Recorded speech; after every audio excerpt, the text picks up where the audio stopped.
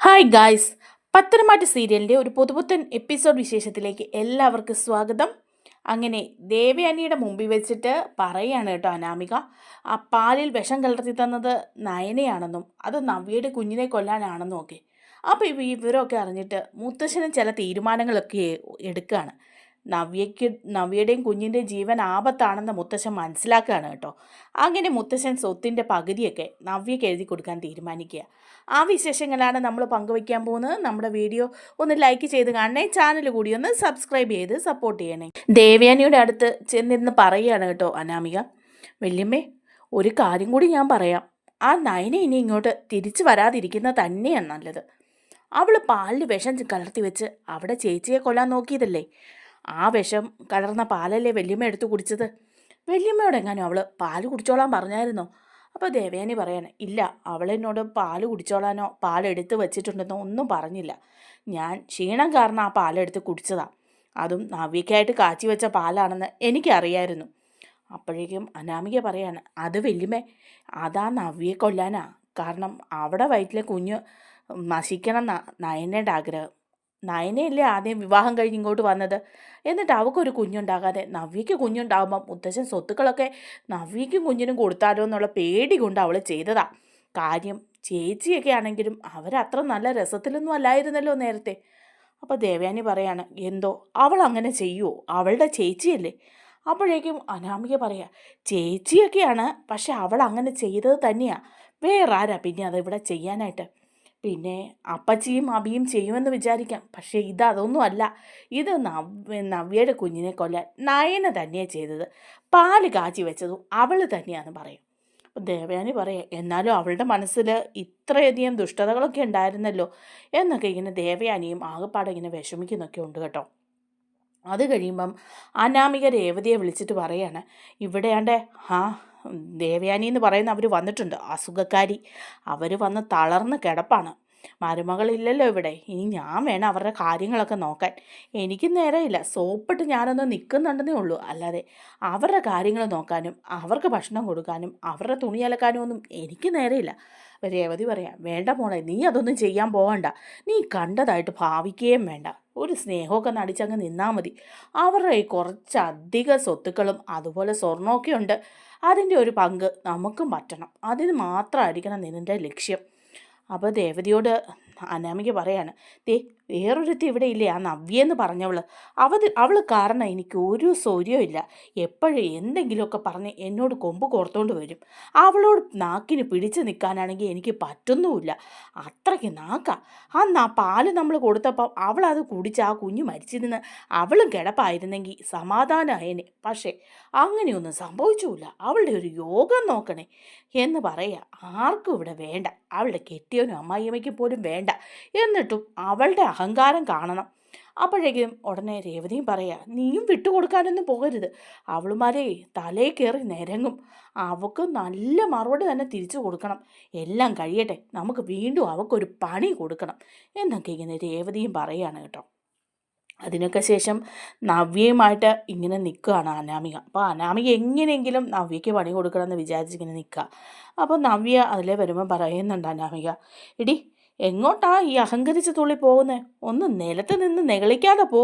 അനിയത്തി തന്നെ പാലിൽ വിഷം ചേർത്ത് തന്നതാ കുഞ്ഞിനെ കൊല്ലാൻ എന്ന് പറയുക. അപ്പോഴേക്കും നവ്യ അവിടെ നിൽക്കുക. നവ്യ പറയുന്നുണ്ട്, അനാമിക രാവിലെ എന്നോട് കൊമ്പ് കോർക്കാൻ വരരുത്. ഈ വിഷയം നമ്മൾ പല പ്രാവശ്യം പറഞ്ഞതാ. ഇനി ഇത് പറഞ്ഞുകൊണ്ട് വന്ന് എന്നെ കരയിക്കാനോ എന്നെ വീഴ്ത്താനോ നീ ഓർക്കണ്ട എന്ന് പറയാണ്. അപ്പോഴേക്കും അനാമിക പറയാം, പിന്നെ നിന്നെ കരയിക്കാനും വീഴ്ത്താനും നിൻ്റെ ഭർത്താവിനും നിൻ്റെ അമ്മായിയമ്മയ്ക്കും പോലും നിന്നെ വേണ്ടല്ലോ. അവരൊക്കെ നിന്നെ എന്തെല്ലാം പറയുന്നു. ഇനിയിപ്പം അബിയും അപ്പച്ചിയുമാണോ പാലിൽ വിഷം ചേർത്ത് വെച്ചതെന്നും പറയാൻ പറ്റില്ല. കാരണം അത്രയ്ക്ക് ദേഷ്യമായിരുന്നല്ലോ നിന്നോട്. എന്നിട്ട് നീ കരയാത്ത നീ ഇനി ഞാൻ പറഞ്ഞിട്ടാണോ കരയുന്നത്? അപ്പോൾ ഇതൊക്കെ കേട്ടോണ്ട് മുത്തശ്ശനും മുത്തശ്ശിയും കൂടി അങ്ങോട്ട് വരുന്നുണ്ട് കേട്ടോ.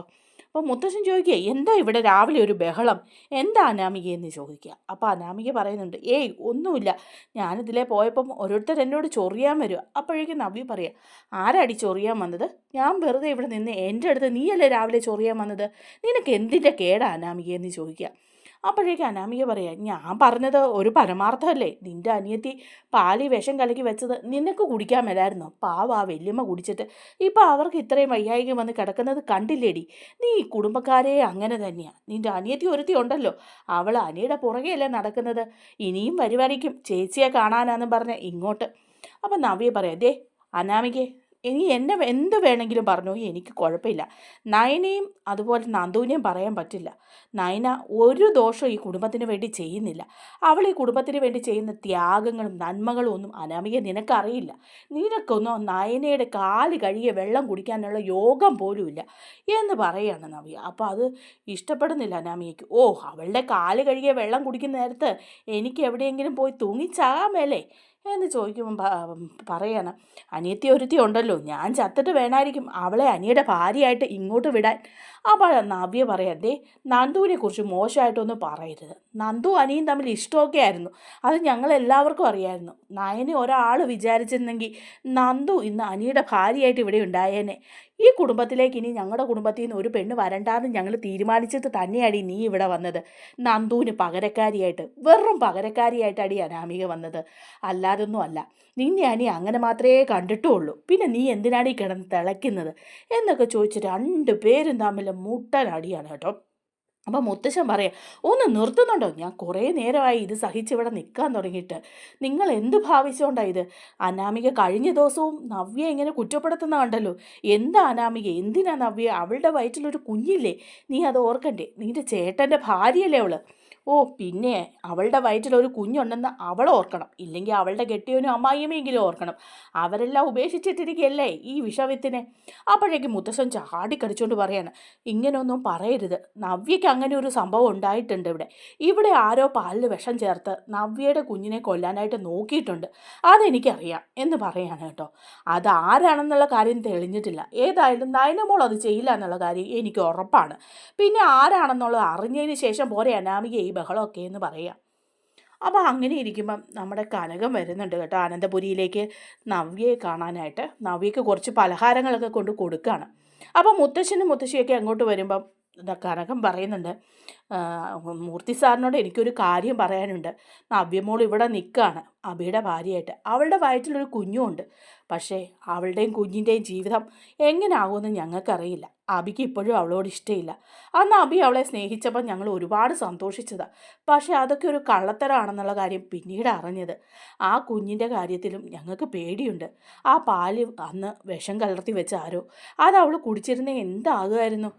ഇവിടെ തന്നെയുള്ള ആരോ ആണ് ഇതൊക്കെ ചെയ്തിരിക്കുന്നത് എന്നിങ്ങനെ പറയാണ് കേട്ടോ. അപ്പം കനകത്തിൻ്റെ വിഷമം കണ്ടിട്ട് മുത്തശ്ശൻ പറയുന്നുണ്ട്, കനകത്തിൻ്റെ അവസ്ഥ എനിക്ക് മനസ്സിലാവും. മകളെക്കുറിച്ചുള്ള ആദി ഉണ്ടാവും. ഇവിടെ അവളുടെ ജീവിതം സുരക്ഷിതമല്ലെന്നുള്ള തോന്നൽ എനിക്കുമുണ്ട്.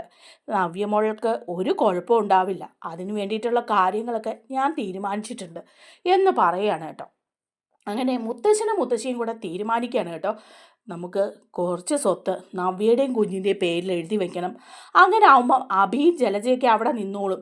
സ്വത്തുക്കൾ കയ്യിലുള്ളത് കൊണ്ട് നവ്യയും കുഞ്ഞിനെ ഉപദ്രവിക്കാൻ അവർ ശ്രമിക്കില്ല.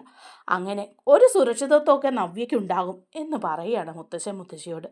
അങ്ങനെ മുത്തശ്ശൻ അങ്ങനെ സ്വത്തിൻ്റെ ഒരു ഭാഗം തന്നെ നവ്യയുടെയും കുഞ്ഞിൻ്റെയും പേരിൽ എഴുതിയിട്ട് എല്ലാവരെയും വിളിച്ചു നിർത്തി പറയുകയാണ് കേട്ടോ, എല്ലാവരും ഒന്ന് വരണം, എനിക്ക് കുറച്ച് കാര്യങ്ങൾ പറയാനുണ്ടെന്ന് പറയണം.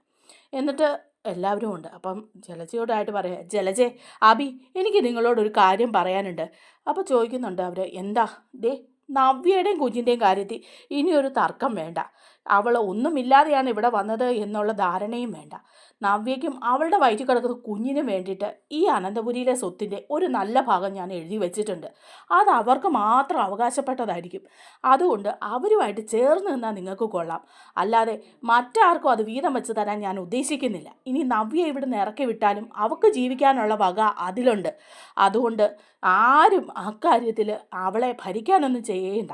അപ്പോൾ ഇത് കേൾക്കുമ്പോൾ അനാമികയ്ക്കും ജലജയ്ക്കും ജാനകിക്കും ഒക്കെ ഒരു വല്ലായ്മയാകുകയാണ് കേട്ടോ. സ്വത്തൊക്കെ അവൾക്ക് എഴുതി കൊടുത്തല്ലോ എന്ന് ഓർത്തിട്ട്. അനാമിക അപ്പോൾ മുത്തശ്ശനോട് പറയുന്നുണ്ട്, ഇതെന്താ നയനയ്ക്കും അവരുടെ കുഞ്ഞിനും എഴുതി കൊടുക്കുന്നു, സ്വർണം കൊടുക്കുന്നു, നവ്യയ്ക്കും അവളുടെ കുഞ്ഞിനും കൊടുക്കുന്നു, അപ്പോൾ എനിക്ക് മാത്രം ഒന്നും ഇല്ല അല്ലേ? അപ്പോൾ മുത്തശ്ശൻ പറയാം, അനാമികയെ നീ കുറച്ചുകൂടെ പക്വതയാകാനുണ്ട്, നിനക്കും തരേണ്ട സമയത്ത് ഞാൻ തന്നിരിക്കും. അതുകൊണ്ട് ഇപ്പം അനാമികയുടെ കാര്യങ്ങൾ നോക്ക്, ഈ ചെയ്ത കാര്യം ശരിയാണെന്ന് തന്നെ എനിക്ക് നല്ല ബോധ്യമുണ്ടെന്ന് പറയാണ്. വീഡിയോ ഒന്ന് ലൈക്ക് ചെയ്യാനും ചാനൽ ഒന്ന് സബ്സ്ക്രൈബ് ചെയ്ത് സപ്പോർട്ട് ചെയ്യാനും മറക്കല്ലേ. താങ്ക്